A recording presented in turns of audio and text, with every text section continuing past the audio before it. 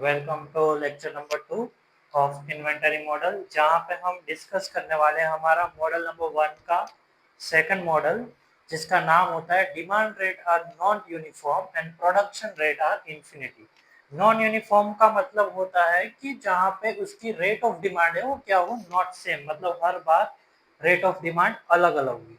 Model number 1 हमने जो discuss किया था उसके अंदर अगर हमें पता हो तो उसमें क्या था कि भाई रेट ऑफ डिमांड क्या होती थी, हमारी सेम होती थी। बट अब डिस्कस हमें ये करना है कि किस तरह से मॉडल नंबर 1 का सेकंड मॉडल बाकी मॉडल से अलग किस तरह से पड़ता है उसकी। तो मेन पॉइंट मैंने यहाँ पे उसका लिखा ही है। उसके अंदर मेन पॉइंट इसका ये है कि भाई उसके अंदर हम ऐड करते हैं कैपिटल टी। बोला गया है कि suppose capital T has a different time slot T1, T2, T3 dot dot dot Tn तक। During that the rate of demand are R1, R2, R3 dot dot dot Rn। मतलब कि जब भी हमारा टाइम अलग अलग होगा उसके अंदर रेट ऑफ डिमांड भी क्या होगी, अलग अलग होगी। R1 find different in a different order cycle. Order cycle क्या होता है, यहाँ पे अगर ग्राफ आप देख रहे हो तो सपोज कि ये आपका ग्राफ है, ये ड्यूरेशन टाइम है T1 का, ठीक है। Rate of demand, quality of quantity of Q, दोनों आप देख सकते हो। यहाँ से स्टार्ट हो रहा है, यहाँ पे जाके रेट ऑफ डिमांड बढ़ रही है और एंड मोमेंट पे जब हमारी क्वांटिटी जीरो हो जाती है तब रेट ऑफ डिमांड हमारा जीरो हो जाता है। मतलब कि ये जो आपका एक शेप बन रहा है इसको बोला जाता है क्या, ऑर्डर साइकिल। पहले क्वांटिटी हमारे इन्वेंटरी मॉडल में होती है, उसके अकॉर्डिंग हमारा डिमांड आता है कि भाई रेट ऑफ डिमांड उसकी बनती है। जैसे जैसे डिमांड आगे जाती है भाई क्वांटिटी भी क्या होती है, कम होती जाएगी, डिमांड बढ़ती जाएगी। एक रूल है कि भाई अगर आपके पास क्वांटिटी ज्यादा है तो डिमांड कम होगी, बट अगर आपके पास क्वांटिटी कम हो तो डिमांड रेट उसकी ऑटोमेटिकली ज्यादा हो जाती है। तो ये जो एक परफेक्ट एक ट्रायंगुलर शेप आपको बना रहा है इसको बोला जाता है ऑर्डरिंग साइकिल। तो यही इसमें समझाया गया है कि भाई कैपिटल टी नाम का एक टाइम है जिसमें डिफरेंट डिफरेंट टाइम स्लॉट है, जो है T1, T2, T3। उसके अकॉर्डिंग उसकी डिमांड रेट क्या होगी, R1, R2, R3 dot dot dot Rn क्या होगी, अलग अलग होगी। किसमें, डिफरेंट ऑर्डर साइकिल्स के अंदर। यही एक अजम्पशन है जो बाकी मॉडल से इस मॉडल को अलग बनाता है। अब बात करें तो उसके अजम्पशंस की, याद रहे हर इन्वेंटरी मॉडल उसके अजम्पशन के कारण ही अलग होता है, ठीक है। उसने अज्यूम क्या की है वैल्यू, उसके ऊपर से ही उसका इन्वेंटरी मॉडल जो है वो चेंज होता है। तो आपके लिए इंपॉर्टेंट पॉइंट्स ये, सबसे पहला इंपॉर्टेंट पॉइंट जो बाकी मॉडल से इस मॉडल को अलग करता हो ये है कि भाई इसका जो आर है जिसको बोला जाता है रेट ऑफ डिमांड, वो क्या है, नॉट सेम। हर बार क्या होगा, सेम नहीं रहेगा, इसमें चेंजेस आएंगे, ठीक है। प्रोडक्शन है वो क्या है, इन्फिनिटी है। सभी के अंदर प्रोडक्शन इन्फिनिटी होगा, बट हमारा जो मॉडल नंबर 1 का तीसरा मॉडल होगा उसमें प्रोडक्शन जो है वो फाइनाइट हो जाएगा, इन्फिनिटी नहीं, फाइनाइट। फाइनाइट मतलब कि एक जगह पे रुक जाएगा, ठीक है। तीसरा अजम्पशन है on the spot production is available. अगर आपको इसको इन डिटेल में समझना है तो मैंने लेक्चर नंबर 1 में इसका in detail on the spot क्या होता है, शॉर्टेज क्या होता है, लीड टाइम क्या होता है, उसको मैंने आपको स्पेसिफिकली अजम्पशंस के अंदर समझाया था, ठीक है। आप वो वाला वीडियो देख सकते हो। On the spot production available होता है, शॉर्टेज एंड स्कैरसिटी है वो अलाउड नहीं होती। अब वो ऑब्वियसली बात है कि मॉडल नंबर 1 जो हमारा है उसके अंदर क्या सबसे पहला मेन अजम्पशन होता है कि जिसमें शॉर्टेज अलाउड नहीं होती। मॉडल नंबर जो 2 होता है उसमें क्या चेंज होता है कि भाई उसके अंदर शॉर्टेज हम अलाउड करते हैं, ठीक है। मॉडल नंबर 1 और मॉडल नंबर 2 इस तरह से अलग पड़ते हैं। मॉडल नंबर 1 हमारा shortage not allowed, model number 2 हमारा क्या होता है, शॉर्टेज हम अलाउड करते हैं। ये भी मैंने आपको लेक्चर नंबर 1 के वीडियो के अंदर मेंशन किया हुआ है, ठीक है। लीड टाइम इज जीरो, भाई ट्रांसपोर्टेशन और वो सबका जो टाइम लगता है वो इसका जीरो होगा। होल्डिंग कॉस्ट हम डिनोट करेंगे C1 के जरिए, ऑर्डरिंग कॉस्ट हम डिनोट करेंगे C3 के जरिए। यहाँ पे एक फॉर्मूला लिखा है, ये आपको बहुत काम में आएगा। ये अजम्पशन बहुत इंपॉर्टेंट है, आपको याद रखना है कि सभी T1, T2, T3 जो हमारा टाइम स्लॉट्स हैं उन सभी को अगर आप प्लस करो तो क्या मिलेगी हमें वैल्यू, कैपिटल टी की।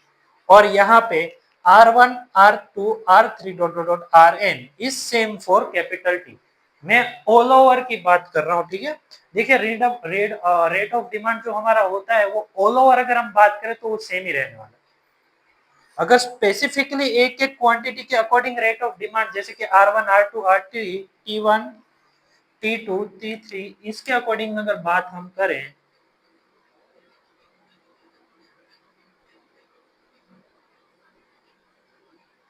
तो अकॉर्डिंग टू टाइम स्लॉट के अकॉर्डिंग रेट ऑफ डिमांड से अलग अलग हम बोल सकते हैं, बट जब बात आती है कैपिटल टी की ऑल ओवर की, ठीक है, तो उसके अंदर अगर सभी का हम प्लस करें तो रेट ऑफ डिमांड का एवरेज एक सेम ही निकलेगा।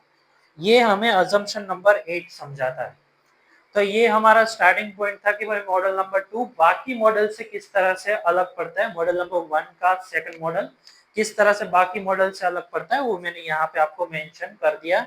अब इसके मेन पॉइंट इसके ग्राफ के ऊपर आते हैं तो हमें पता ही है कि भाई वाई अक्ष पे हम हमेशा क्यू लेते हैं। क्यू मतलब हमारी होती है क्वांटिटी, क्वांटिटी क्या लेंगे उसके according quantity equals to Q, और इसी के ऊपर से हमें ईओ क्यू मिलता है, ठीक है, इकोनॉमिकली ऑर्डरली क्वांटिटी हमें इसके ऊपर से मिलती है। और नीचे हमारा मेंशन होता है ऑलवेज टाइम। अगर आप लेक्चर नंबर 1 में फर्स्ट मॉडल के अंदर देखो तो भी यहाँ पे नीचे हमारा टाइम ही होता है, ठीक है, और उसके बेस पे हम बनाते हैं ये ग्राफ। ग्राफ यहाँ पे अलग अलग क्यों है, क्योंकि साफ साफ हमने पहले स्टार्टिंग में बोला है कि डिफरेंट टाइम स्लॉट के अंदर जो रेट ऑफ डिमांड होंगे वो क्या होंगे, डिफरेंट डिफरेंट होने वाले हैं। मतलब कई बार कम होंगे, कई बार बहुत ज्यादा होगा, कई बार एकदम कम होगा, कई बार एकदम मीडियम होगा, और लास्ट में ऐसे कंटिन्यू कहाँ तक, टी एन तक जाता है। आर एन और टी एन मतलब कि यहाँ तक जाता है।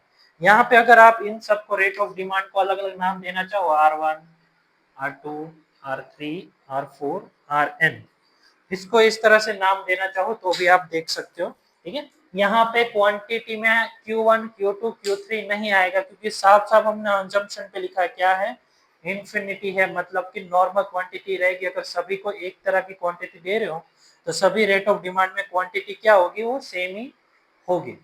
समझ में आया।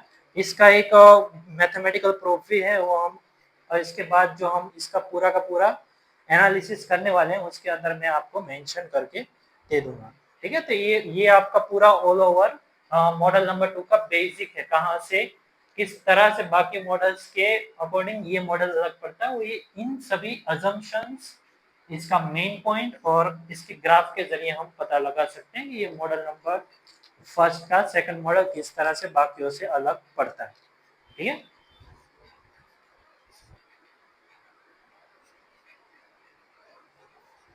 अब स्टार्ट करते हैं हमारा थियरम, ठीक है। डायग्राम के एग्जैक्ट नीचे से हमें फिर हमारा थियरम स्टार्ट करना है। फिर यहाँ से स्टार्ट होगा फ्रॉम द डायग्राम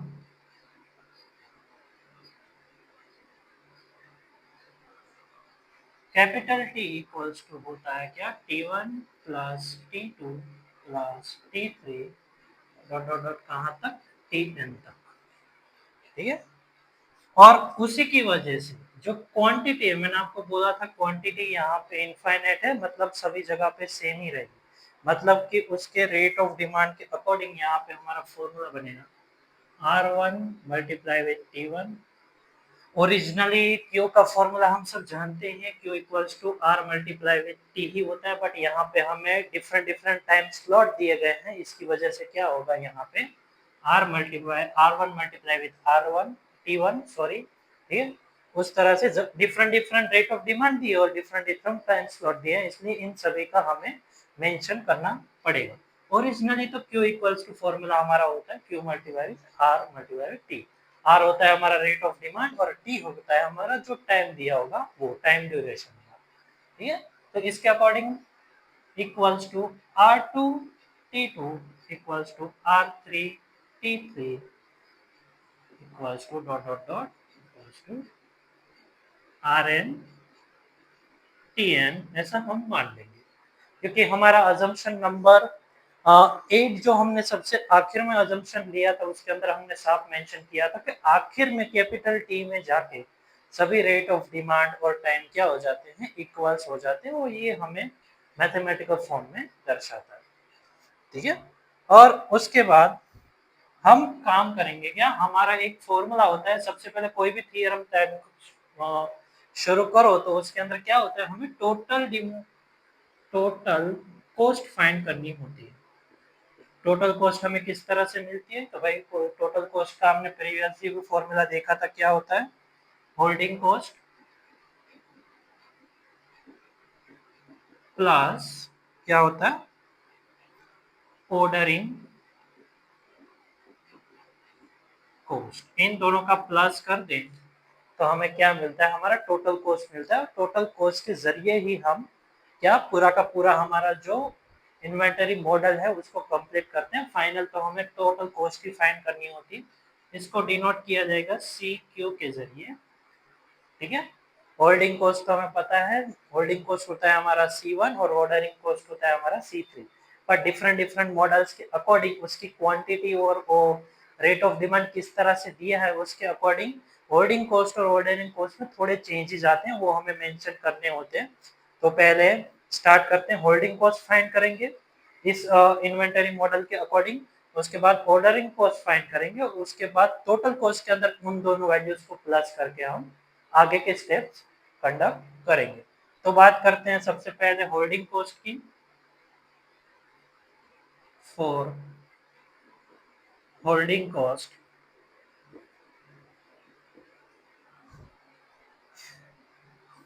हमारा प्रीवियसली होल्डिंग कॉस्ट मतलब कि होल्डिंग कॉस्ट C1 या होल्डिंग कॉस्ट ही लिख दो।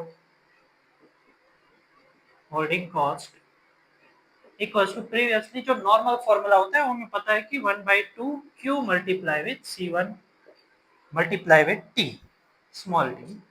इस तरह का फॉर्मूला बना था हमारा। अगर फिर फर्स्ट लेक्चर अगर आप देखोगे तो उसमें होल्डिंग कॉस्ट इक्वल्स टू ये बना। बट मॉडल नंबर 2 में चेंज क्या है? यहाँ पे एक सिंगल टी नहीं है, यहाँ पे टाइम स्लॉट अलग अलग है, मतलब T1 T2 T3 ऐसा दिया है। तो भाई होल्डिंग कॉस्ट क्या करना पड़ेगा? हम सभी को प्लस करना पड़ेगा।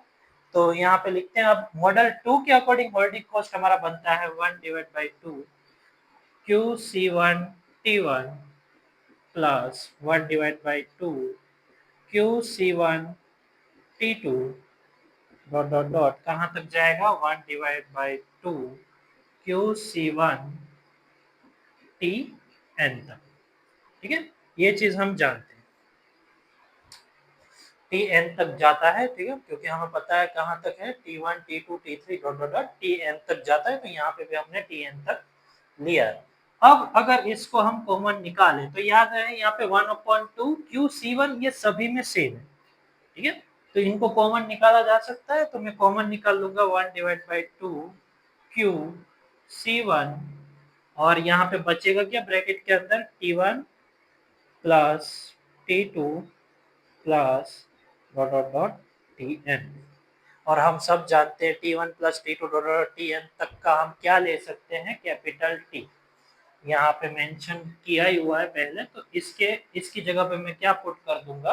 Capital T. तो हमारा होल्डिंग कॉस्ट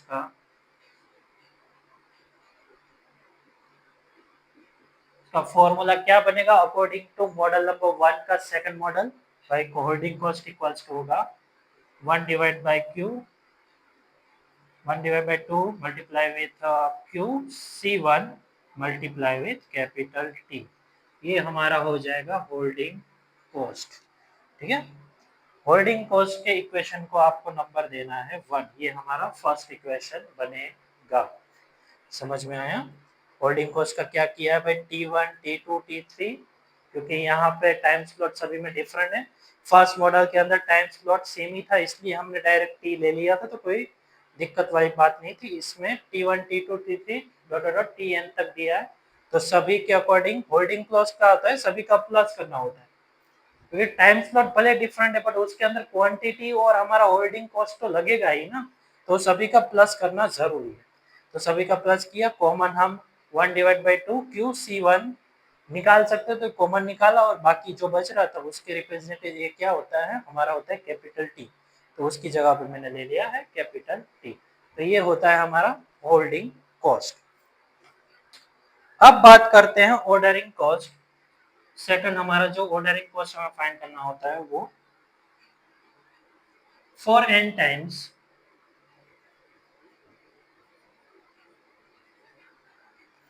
of order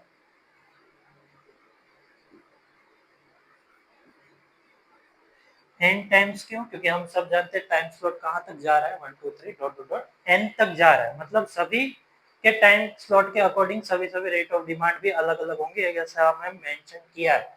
तो उसके अकॉर्डिंग कहाँ तक ऑर्डर जाएंगे हमारे, n टाइम्स तक जाएंगे।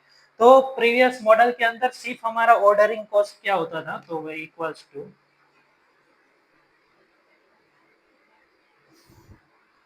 Ordering cost equals to previous में सिर्फ था क्या, C3 ही था, C3 ही हमारा ऑर्डरिंग कॉस्ट बन जाता था। सभी रेट ऑफ डिमांड के अंदर ऑर्डरिंग कॉस्ट सेम लगता था, इसलिए कोई दिक्कत वाली बात नहीं थी। बट इसके अंदर क्या है, n टाइम्स आ रहा है, तो हम क्या करेंगे, उसको मल्टीप्लाई विथ n कर देंगे, n मल्टीप्लाई विथ C3। तो ये हमारा हो जाएगा ऑर्डरिंग कॉस्ट। भाई ऑर्डरिंग कॉस्ट भी हमें मिल गया है। ऑर्डरिंग कॉस्ट इक्वल्स टू यहाँ पे क्या दिया जाएगा, इसको दे दीजिए इक्वेशन नंबर 2। ऑर्डरिंग कॉस्ट इसको इक्वल टू है n मल्टीप्लाई विथ C3, ठीक है।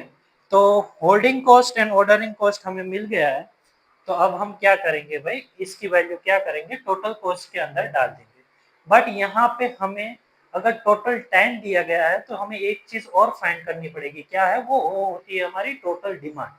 टोटल डिमांड हमारी किसके अकॉर्डिंग, टोटल टाइम के अकॉर्डिंग क्या होगी, वो हमें मेंशन करना थोड़ा जरूरी है। तो उसका भी एक पॉइंट ले लेते हैं।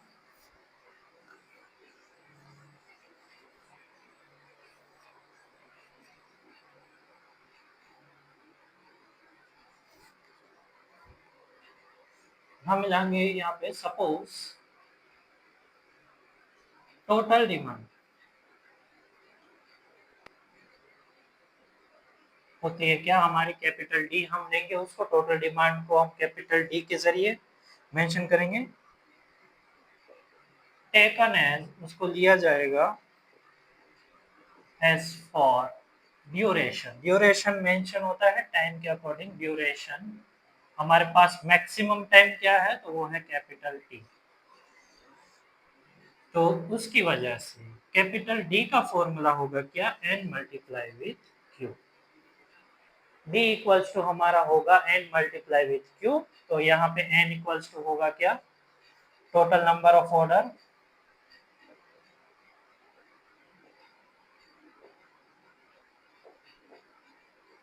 और क्यू तो हम जानते हैं क्यू क्या होता है भाई, हमारा EO Q, economically ordering quantity, ठीक है। वो हमारा ईओक्यू होगा। ईओक्यू का जो भी आंसर मिले उसके मल्टीप्लाई विथ एन कर दो, तो हमें क्या मिलेगा, हमारा टोटल डिमांड हमें मिल जाएगा। तो ये हमने मेंशन कर दिया। अब आते हैं हमारे वापस से वही पॉइंट पे, टोटल डिमांड वाले, सॉरी टोटल कॉस्ट वाले। टोटल कॉस्ट के फॉर्मूले में हम क्या करेंगे, होल्डिंग कॉस्ट और ऑर्डरिंग कॉस्ट को पुट करेंगे। तो टोटलिंग कॉस्ट जिसको मेंशन किया जा रहा है सी क्यू के जरिए, ठीक है, ये यहाँ पे ले रहा हूँ, ठीक है। C Q equals to holding cost हमारा आया भाई 1/2 Q C one T plus N C three equals to, sorry ordering cost is equal to क्या आया, एन सी थ्री। तो ये हमारा हो गया टोटल कॉस्ट का formula according to model number first का सेकंड मॉडल, जहाँ पे क्या होता है, रेट ऑफ डिमांड सेम नहीं होती है। उसके अकॉर्डिंग हमारा टोटल कॉस्ट का फॉर्मूला आता है ये, ठीक है।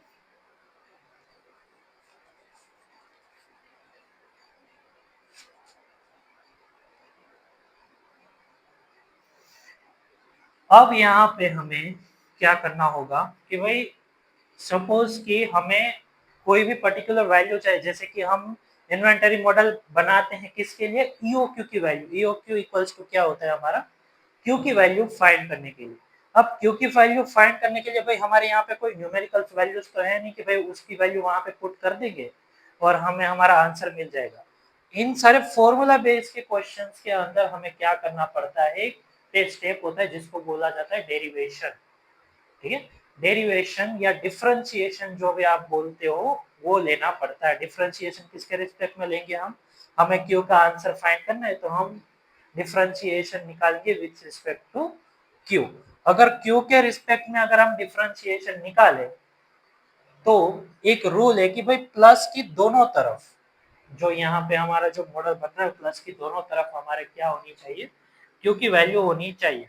और कभी भी क्वांटिटी के अंदर, क्वांटिटी मतलब टोटल कॉस्ट के अंदर नंबर्स ऑफ ऑर्डर की वैल्यू नहीं आ सकती है, मतलब कि ये स्मॉल एन यहाँ पे नहीं आ सकता है। तो उसके लिए हमने पहले ही यहाँ पे एक फॉर्मूला निकाला था। क्या था वो? टोटल डिमांड का फॉर्मूला। क्या फॉर्मूला होता था कि D equals to N Q. मतलब कि इसके अकॉर्डिंग में अगर एन का फॉर्मूला निकालना चाहो तो मुझे मिल सकता है, जैसे कि क्या, एन को मुझे इक्वल्स टू की एक तरफ है ना, क्यू यहाँ पे मल्टीप्लिकेशन में सामने जाए तो डिवाइडेशन में होगा। तो भाई एन इक्वल्स टू क्या हो जाएगा फॉर्मूला मेरा, कि भाई capital D divide by Q, N equals to. तो यहाँ पे हमें क्या करना है, एन इक्वल्स टू क्या पुट कर देना है, डी डिवाइड बाय क्यू। मतलब कि दोनों तरफ क्यू की वैल्यू आ जाएगी और डिफरेंशिएशन निकालना इजी रह जाएगा। अगर आपने यहाँ पे क्यू की वैल्यू पुट नहीं की तो डिफरेंशिएशन करना थोड़ा हार्ड हो जाएगा, जिसके कारण आपको डिफरेंशिएशन का एक फॉर्मूला होता है जहाँ पे यू एंड वी होता है, तो U D V plus V D U वाला फॉर्मूला यूज करके आपको मेंशन करना पड़ेगा, उसकी कैलकुलेशन थोड़ी बड़ी हो जाती है। तो उससे बचने के लिए हम क्या करेंगे भाई, इसकी इस तरफ भी हम क्या करते हैं, किसी भी तरह से हमें पता तो है कि भाई total demand of D equals to क्या होता है, एन मल्टीप्लाई विथ क्यू। तो भाई एन को एक एन का इससे फॉर्मूला बना देते हैं, क्या करेंगे, क्यू को नीचे डाल देंगे, तो एन इक्वल्स टू क्या हो जाएगा, डी डिवाइड बाई क्यू। तो अब उसको हम यहाँ पे पुट करेंगे, तो सी क्यू इक्वल्स टू क्या हो जाएगा, 1 divide by 2 Q C one multiply with capital T plus N की जगह पे आएगा D divide by Q C three. ये हमारा हो जाएगा इक्वेशन नंबर 3। अब हमें दोनों तरफ क्यू की वैल्यू मिल गई है, अब इसका डिफरेंशिएशन हम इजी तरीके से निकाल सकते हैं।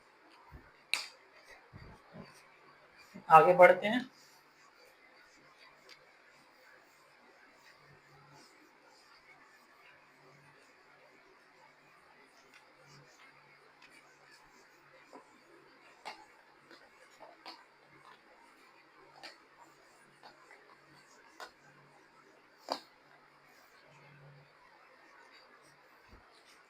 अब जैसे मैंने बोला हमें एक पर्टिकुलरली टोटल कॉस्ट का फॉर्मूला मिल गया है, अब हम क्या करेंगे, डिफरेंशिएशन फाइंड करेंगे। याद रहे हम ईओक्यू का फॉर्मूला मेंशन करने वाले होते हैं, इसीलिए हम डिफरेंशिएशन निकालेंगे विद रिस्पेक्ट टू क्या, क्यू के। ठीक है, तो अब नेक्स्ट स्टेप, नाउ टेक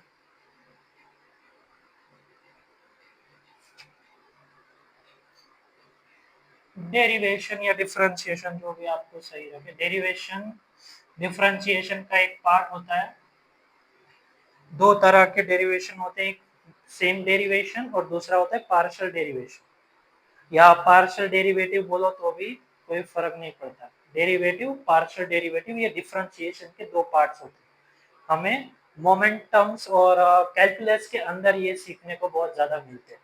ठीक है, अगर आपके चैप्टर में कोई हो कैलकुलस का चैप्टर, उसके अंदर डेरिवेशन एंड डिफरेंशिएशन दिए हुए होते हैं, वहां से आप पता लगा सकते हो क्या डिफरेंस होता है दोनों के बीच में विथ रिस्पेक्ट टू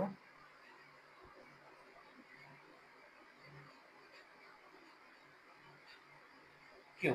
क्योंकि हमें क्यू की वैल्यू फाइंड करनी है, तो उसके अकॉर्डिंग हम क्या करेंगे, डिफरेंशिएशन फाइंड करेंगे।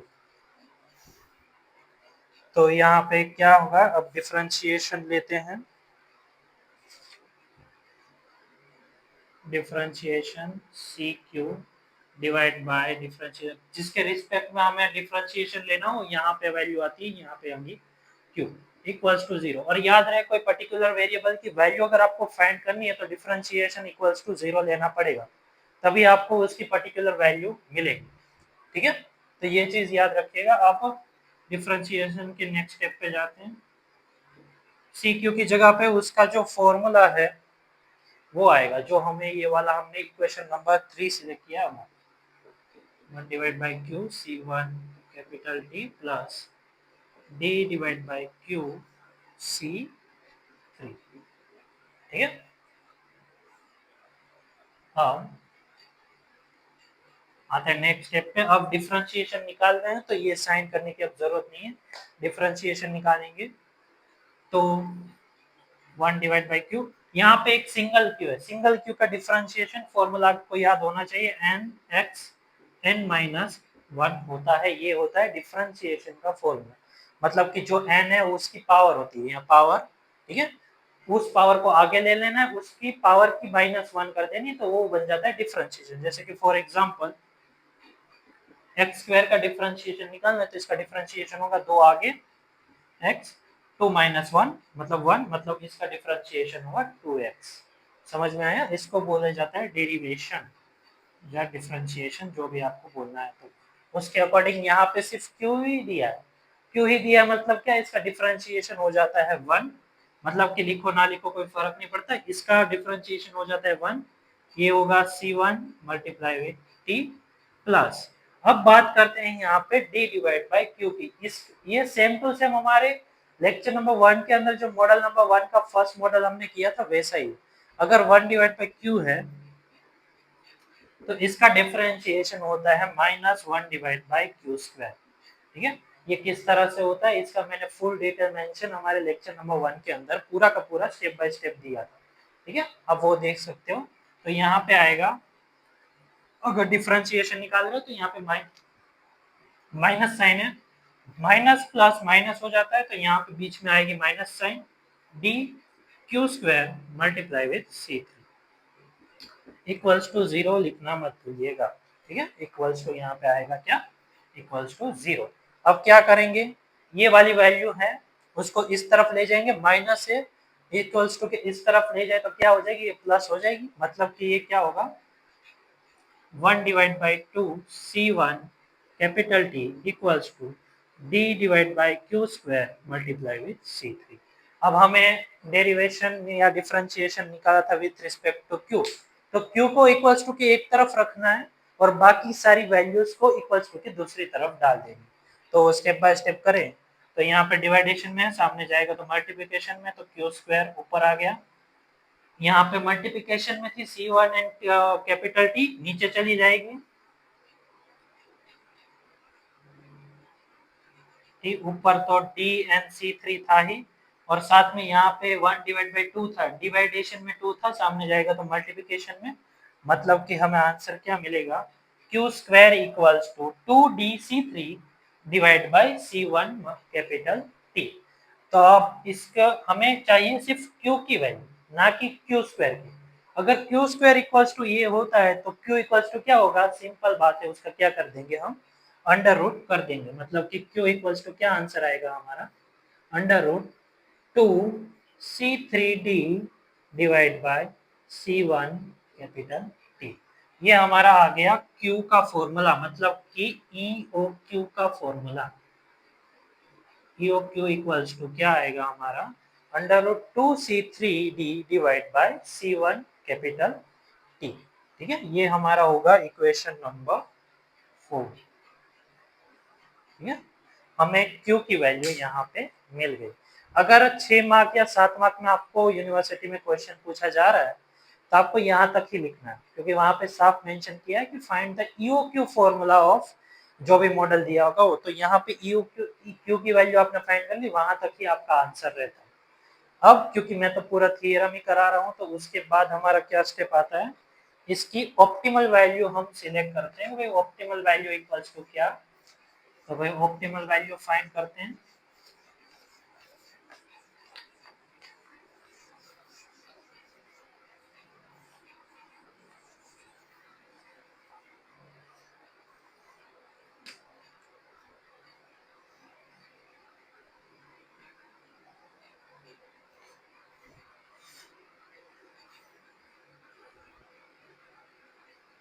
The optimal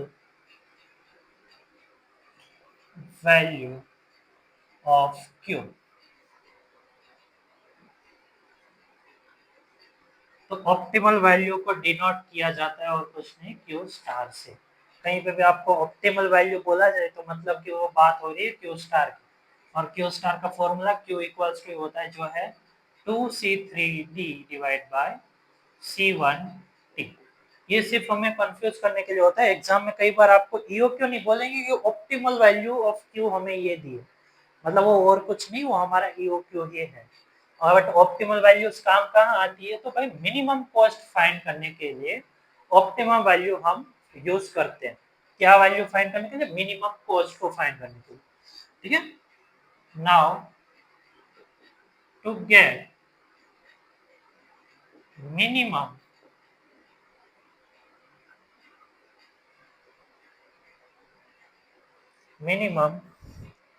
cost of CQ, मतलब टोटल कॉस्ट की मिनिमम कॉस्ट क्या हो सकती है, वो अगर आपको फाइंड करना हो तो उसको डिनोट किया जाता है CQ स्टार।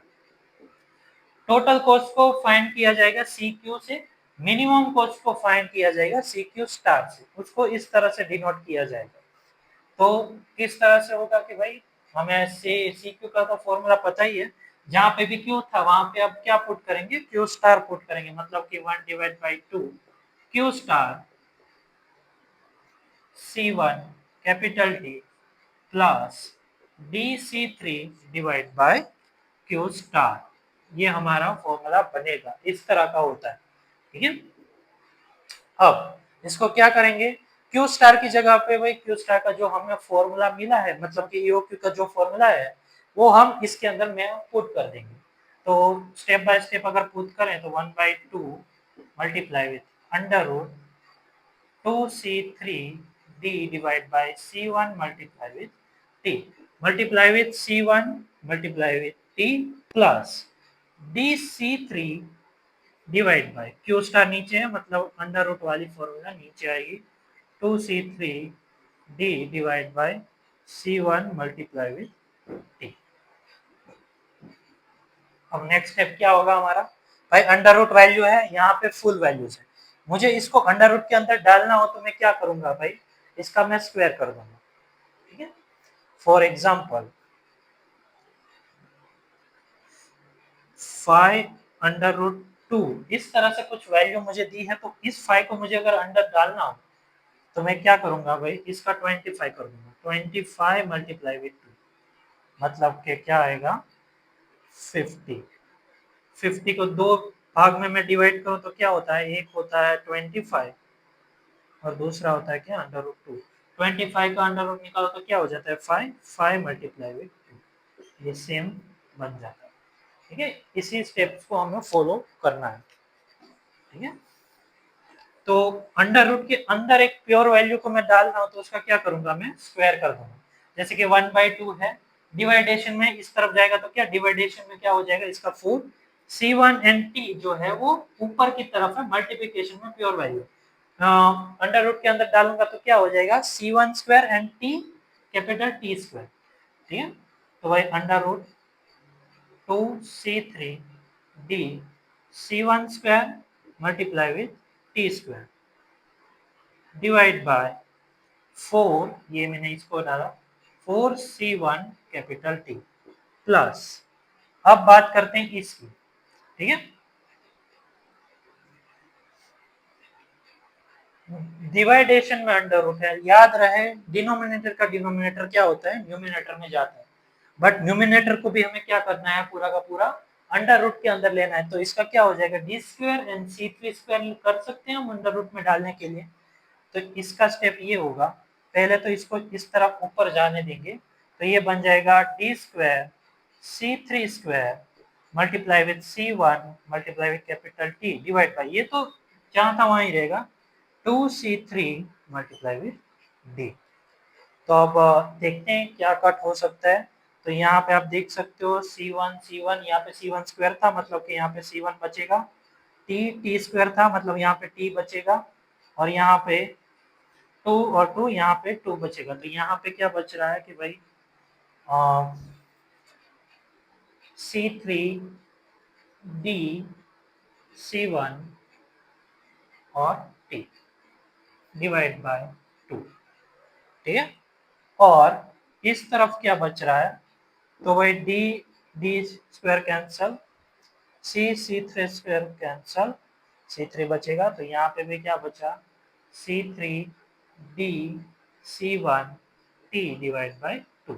यहाँ पे अगर आप देखो तो दोनों के दोनों क्या है? सेम ही है, बट अंडर रूट दोनों के बीच में प्लस है, इसको फुल पावर मत कर दीजिए, मल्टीप्लिकेशन नहीं है, बीच में प्लस साइन है, मतलब यहाँ पे क्या होगा? 2 under root C3 D C1 multiply with T divide by 2। ठीक है, अब यहाँ पे एक और स्टेप हम ले सकते हैं भाई, 2 प्योर है, अंदर की तरफ डालेंगे तो क्या हो जाएगा, 4 पावर हो जाएगी, मतलब कि under root 4C3 DC1 capital T divide by 2। क्या होगा, यहाँ पे बचेगा 2। तो हमारा फाइनल आंसर क्या आएगा,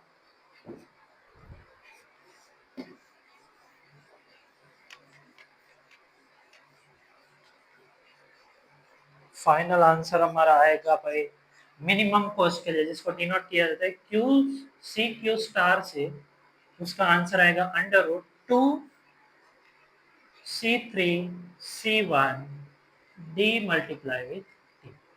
ये हमारा मिनिमम कॉस्ट का फॉर्मूला आएगा किसमें, जब हमारा मॉडल नंबर 1 का मॉडल 2 हमारे लिए बना हो तब। तब मिनिमम कॉस्ट अगर आपको फाइंड करनी हो तो आपको ये फॉर्मूला यूज करना पड़ेगा। ठीक है, सभी चीजें मेंशन ही है। C3 आपका होता है क्या, ऑर्डरिंग कॉस्ट, C1 आपका होल्डिंग कॉस्ट, डी है आपकी टोटल डिमांड, और टी क्या होती है आपका total time, total time duration कितना दिया होगा वो।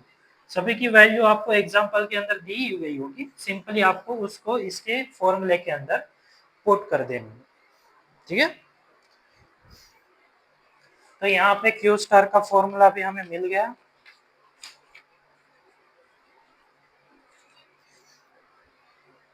अब बात करते हैं जो दो स्मॉल फॉर्मूलेज होते हैं उसकी, लास्ट पॉइंट है हमारा। एक होता है एन, जो होता है हमारा नंबर ऑफ ऑर्डर, जिसका फॉर्मूला है D divide by Q star. ठीक है, ये हमने पहले भी फाइंड किया था, अगर आपको पता हो तो। मैंने जब हमारा सी क्यू का मेन सी क्यू का फॉर्मूला फाइंड कर रहे थे तब हमने एन इक्वल्स टू ये कुछ लिया था। ठीक है, और दूसरा होता है, दूसरा एक मेन पॉइंट है, ये इसके बाद समझाऊंगा। पहले नंबर ऑफ ऑर्डर हम फाइंड कर लेते हैं। नंबर ऑफ ऑर्डर किस तरह से फाइंड होंगे भाई, डी तो ऊपर रहेगा ही, क्यू स्टार की जगह पे उसकी जो वैल्यू है वो यहाँ पे लिखेंगे हम, जो है under root 2C3D divide by C1T। Same to same procedure, denominator का डिनोमिनेटर न्यूमिनेटर में चला जाएगा, और न्यूमिनेटर में प्योर डी है उसका स्क्वायर करना पड़ेगा अंडर रूट में डालने के लिए। तो यहाँ पे बन जाएगा क्या, टी स्क्वायर, ये गया ऊपर C1T डिवाइड बाय 2C3D। एक डी और ये डी कैंसिल होंगे, यहाँ पे डी बचेगा, तो हमारा n इक्वल्स टू फॉर्मूला बनेगा क्या, DC1T डिवाइड बाय 2C3। ये हमारा n का फॉर्मूला बना। भाई नंबर ऑफ ऑर्डर अगर आपको फाइंड करने हो तो आपको ये वाला फॉर्मूला यूज करना है। अब सबसे मेन पॉइंट, किस तरह से मॉडल नंबर 1 और मॉडल नंबर 2 इक्वल हो सकते हैं, मतलब कि इन्वेंटरी मॉडल नंबर 1 के first model and second model किस तरह से इक्वल हो सकते हैं उसकी बात करते हैं। यहाँ पे नॉट लिखिए, नॉट आर, सॉरी यहाँ पे लिखिए if rate of demand taken as average rate of demand। सो अगर हम R की वैल्यू को ले किस तरह से, एवरेज रेट ऑफ डिमांड ले, R इक्वल्स टू हम कर दें एवरेज रेट ऑफ डिमांड, तो यहाँ पे R का फॉर्मूला बनता है D divide by capital T। Average rate of demand equals to R equals to D divided T। ये कहाँ से आया भाई, टोटल रेट ऑफ डिमांड किस तरह से, एवरेज अगर हमें रेट ऑफ डिमांड फाइंड करनी हो तो क्या करना पड़ता है, टोटल डिमांड डिवाइड बाय क्या होगा, टोटल टाइम। तो हमें क्या मिलेगा, एवरेज डिमांड ही मिलेगी। तो एवरेज डिमांड को किससे डिनोट करना है हमें, कैपिटल आर के जरिए। इसीलिए हमने दोनों वैल्यूज फाइंड की थी, एक थी हमारी कैपिटल डी और दूसरा था हमारा कैपिटल टी। समझ में आया। तो कैपिटल आर इक्वल्स टू आपको क्या लेना, एवरेज रेट ऑफ डिमांड। किस तरह से फाइंड होगी भाई, total demand divide by total time कर दो तो आपको एवरेज रेट ऑफ डिमांड मिलती है, एक एवरेज मिल जाएगी। तो अब Q का जो हमारा फॉर्मूला था उस पे चाहे तो 2C3D डिवाइड बाय C1T, ठीक है। यहाँ पे अगर इसमें हम 2C3 डिवाइड बाय C1 को अलग रखें और D और T को अलग कर दे, बीच में तो मल्टीप्लिकेशन साइन ही अलग रखो या साथ में रखो कोई फर्क पड़ता है नहीं, बट यहाँ पे D divide by T equals to हम क्या ले सकते हैं R। तो यहाँ पे क्या फॉर्मूला बन जाएगा 2C3R डिवाइड बाय C1। ये कौन सा फॉर्मूला है भाई? आप अपने मॉडल नंबर फर्स्ट के फर्स्ट मॉडल में Q की वैल्यू देखो ना, Q इक्वल्स टू हमें यही फॉर्मूला मिला था। समझ में आया? In short model number one और मॉडल नंबर वन के first model and second model में डिफरेंस क्या है? इसके अंदर हमने एवरेज रेट ऑफ डिमांड ली है, उसके अंदर ऑलरेडी हमें पता था क्या है, रेट ऑफ डिमांड क्या होती है, सेम ही होती है, इसलिए वहां पे ये करने की हमें जरूरत नहीं पड़ी। बट यहाँ पे रेट ऑफ डिमांड क्या है, सभी जगह पे सब टाइम पे क्या है, अलग अलग है, इसीलिए हमें क्या करना पड़ा, उसका एवरेज रेट ऑफ डिमांड हमें फाइंड करना पड़ा, जो मिलता है capital T divide by T के जरिए। तो ये होता है हमारा मॉडल नंबर फर्स्ट का सेकंड मॉडल, जो एंड मोमेंट पे अगर आप एवरेज रेट ऑफ डिमांड को कैपिटल R डिनोट कर दो तो same to same model number one के फर्स्ट मॉडल के जैसा ही आपको आंसर देगा। समझ में आया? तो ये था हमारा सेकंड मॉडल।